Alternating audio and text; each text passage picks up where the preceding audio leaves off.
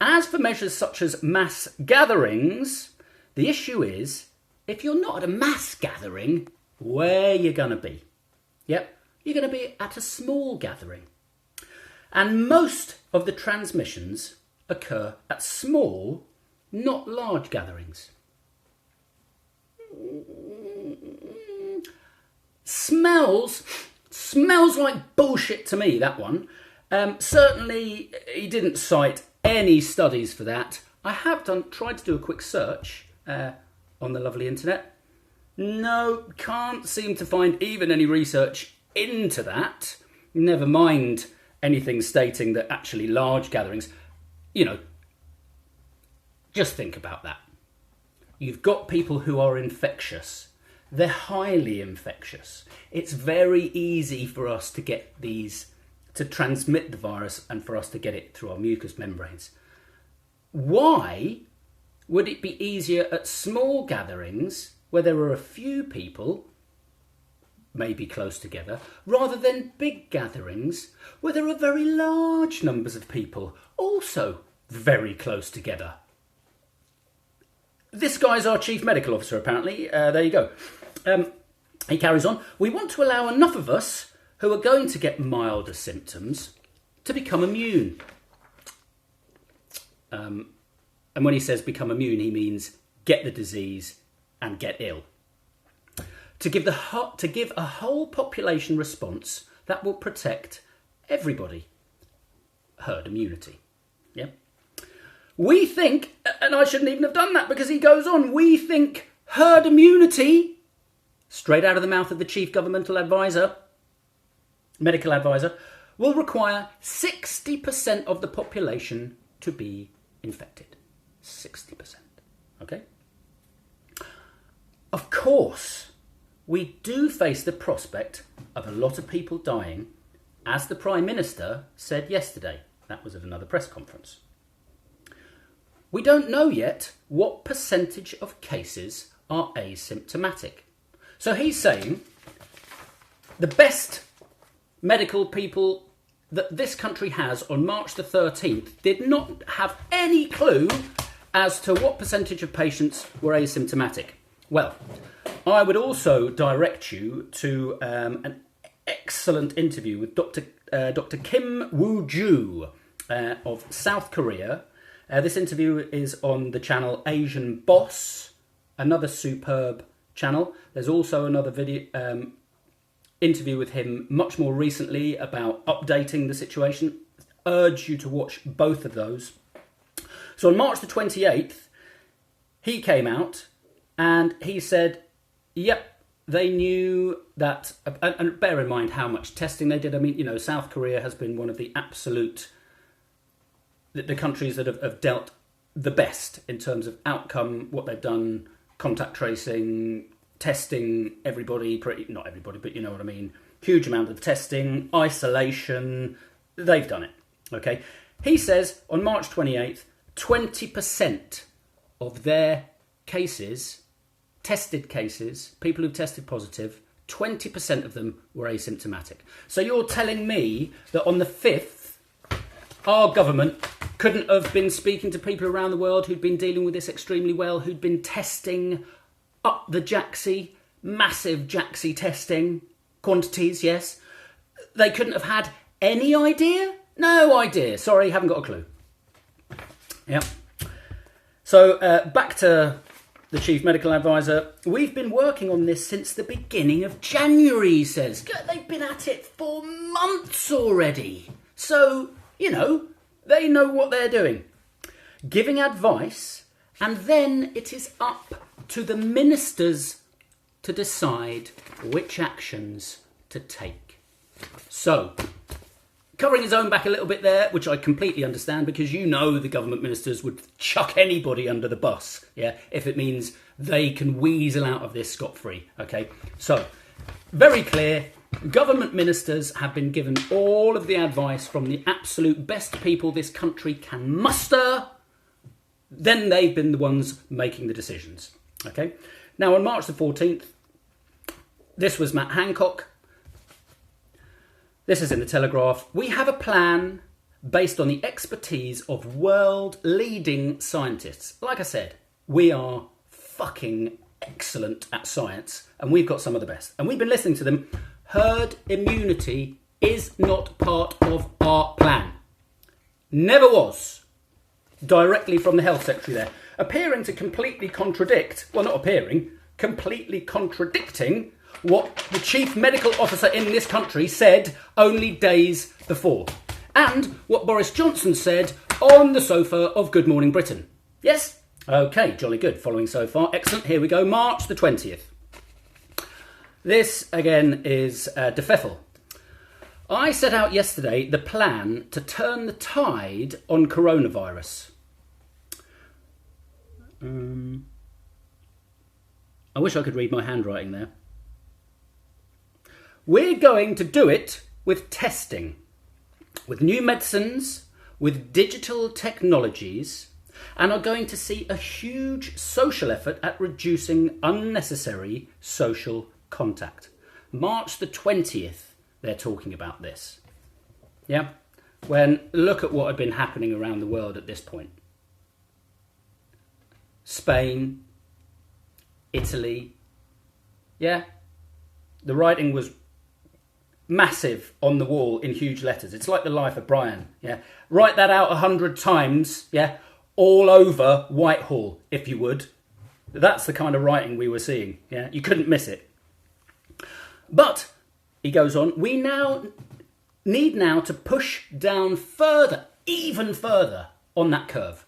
We're doing such a good job, the best job. Nobody's ever done a job like this. Nobody even knew, if you know where I'm coming from, yeah? But we've still got to do more. Right now, there is a massive effort to ensure we do have enough ventilators and enough ICUs. Which you would have thought, by this point, if they were so organised and they've been at it since January, we'd have them coming out of our ears and other orifices. Apparently not, but we're working bloody hard on it. April the 3rd, so this is obviously after De Pfeffel had come down with coronavirus, had self-isolated in Downing Street. I was very glad to hear this, I'm sure you were too. I'm feeling better. I've done my 7 days isolation. I do still have a temperature, so I must continue to self-isolate. But the big announcement yesterday was that there will be 100,000 tests. These are the swab tests, I believe, testing for the virus, not the antibody tests to see if you've had it. 100,000 tests a day by the end of the month. So by the end of April, this month. This was on April the 3rd, he said that. Okay. After that, obviously, he deteriorated again. So he's got the virus. He's feeling bad, but he's got much better. Still a little bit of a temperature, but nothing too bad. And, oh my goodness, then he has another massive relapse and needs intensive care. Although they were also saying that he didn't require assisted ventilation. So he's not on a ventilator. But by assisted ventilation, you would have thought, and of course you can't tell with the government when they say these things, because they could say, well, by assisted, we only meant an actual ventilator where you have to be sedated and all the rest of it. Because obviously you do have positive airway pressure, PAPS machines, I believe they're called, where you just have the mask on your face, and that's actually pressurising oxygen into your lungs, and obviously not too much, you don't want to blow your lungs up, but just assisting your breathing. So you would have thought that comes under assisted breathing. So he doesn't need a ventilator. He doesn't need assisted breathing. My question would be there then, why is he in intensive care?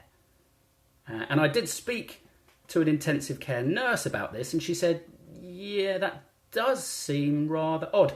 Maybe we're not getting the whole story, was her line. Now, here we are. Here comes the genius. It's Priti Patel, April the 11th. And for those of you that don't know, Priti Patel is an ex-tobacco lobbyist. So, she's probably not a bad person to have it in a position high up in times of crisis like this with a pandemic, because obviously death is like water off a duck's back for our pretty, isn't it? You know, having been working for the tobacco industry, lobbying for them. Question. Will you apologise to NHS staff who have stated the lack of PPE has led to preventable mass infections and deaths? Will you apologise? Her first answer. I mean, look, absolutely. And you think, oh, absolutely, she's going to apologise. No. I mean, look, absolutely. We are focused as a government across all departments to make sure that everyone in the NHS has everything they think they need. And PPE is at the heart of this. There is a clear plan when it comes to the NHS. Follow-up question. But no apology to NHS staff for these failings, which they say are the fault of the government. Response. Well, I'm sorry if people feel there have been failings. I'll be very clear about that.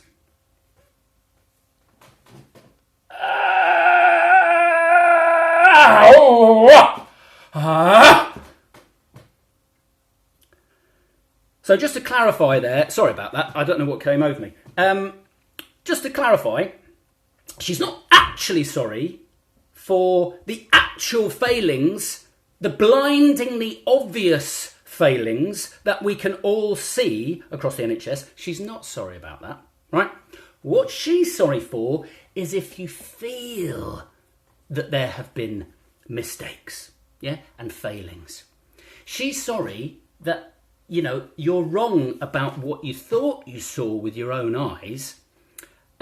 And if only you were privy to the information that her and other ministers were privy to, then you'd see that your eyes are deceiving you and actually everything is fucking cushy. Cushy! Now, another question, and this was quite a good one. Where have you been for the last 3 weeks? We haven't seen you. And bear in mind that this answer that was a two-part question. I didn't give you the first part because the first part was to one of the experts, the medical experts, and he gave an answer. So she'd even had some time to sit there and come up with a response to that. Where have you been? Or what have you been doing? A fairly simple question, you would have thought, yeah? Well, I have actually been in the Home Office, working virtually every single day, 7 days a week. 3 days a week in the Home Office, actually.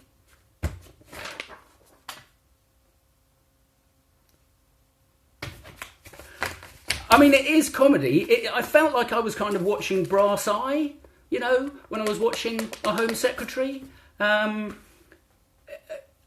didn't know whether to... I mean, my jaw was literally like, what? And I didn't. I wish I had. But I do urge you to go online and watch her press conference, or at least the bit where she gives the number of deaths, the number of tests that have occurred, and also watch the guy signing as she's talking, because she says something like, well, to date there have been 300,074, the guy signs 300,074, 800,269 tests carried out, and you can see the signing guy, and then what does he sign?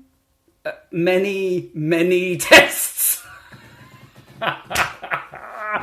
And let's be honest, we all need a bit of comic relief in these times, don't we? So I do thank the Home Secretary for raising my spirits, if only after smashing them down into the ground so effectively and raising my blood pressure. But at least she did a little bit to compensate. So, nice one, pretty. Yeah, your parents must be so proud. So proud.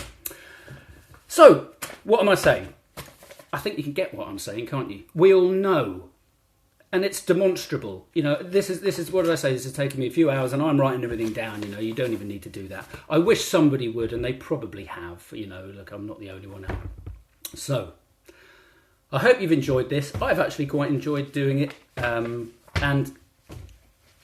let's not let these fuckers get away with this